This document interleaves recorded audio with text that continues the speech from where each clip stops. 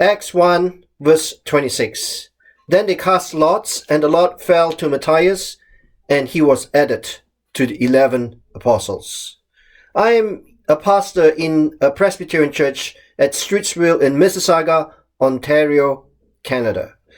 It was March 2015. I was about to leave my previous church, which was in another denomination. I did not know where I was going or even if I could be a pastor again. Then I started looking into the websites of potential pastoral positions, and I saw an opening in a Presbyterian church in another part of the Toronto area. About 10 years earlier, I found out about this church, and I told myself I would like to work at this church. So I sent my profile to this church, and the interim moderator overseeing this church told me that I did not have Presbyterian credentials to apply to this church. Now, I could apply to the Education and Reception Committee of the Presbyterian Church and undergo an educational process to get my credentials. So I ran for my interview with this Education and Reception Committee in April 2015, and I was accepted, provided I did a year of studies at Knox College, University of Toronto. I started my studies immediately by taking 2 courses in the summer of 2015. I stayed on to do that year of studies at Knox. God provided for us as I studied theology. However, it was a year of taking chances. I knew I wanted to serve in a church again. However, was I on the right track by putting all my eggs in the Presbyterian basket? Was I taking chances by doing a year of studies at Knox?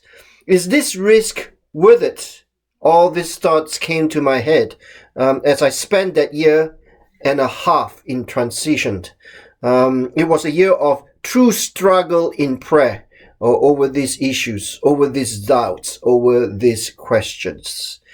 And as I was studying that year at Knox, the Presbyterian church in that part of the Toronto area called another pastor. So that church was not available to me anymore. Where would I end up?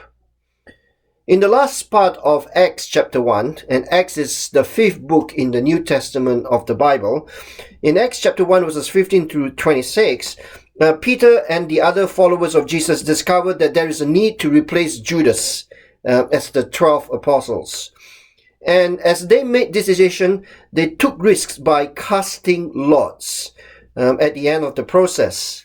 But how did they start this decision-making process?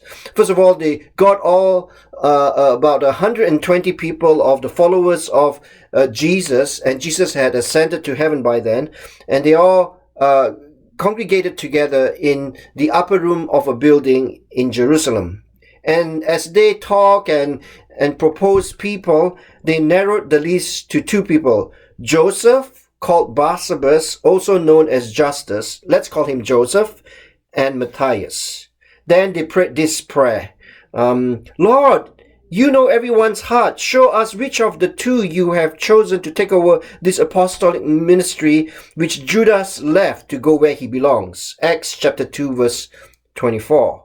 Lord, you know everyone's heart. Show us which of the 2 you have chosen to take over this apostolic ministry. Here I want to emphasize that it was a choice of 2 gifted individuals, Joseph or Matthias. They wanted a 12 apostle. They only had 1 vacancy. Either one could fill that position. It was not a choice of a better candidate. And after praying, they took a risk. They cast lots, and the lot fell on Matthias. So Matthias became the 12th apostle. When they drew the lots, they were risking it. They were taking chances. But they had already prayed for God to lead them. Lord, you know everyone's heart. Show us which of the 2 you have chosen to take over this apostolic ministry. However, as they were in a deadlock between Joseph and Matthias, they decided to cast lots. And I believe God led them as they cast the lots. So there are many instances in our lives in which we are called to cast lots, take risks, and sometimes we might not know where we are going when we take those risks. But it's so important to pray. Lord, you know our hearts. Show us where you want us to go. The key thing is that we pray.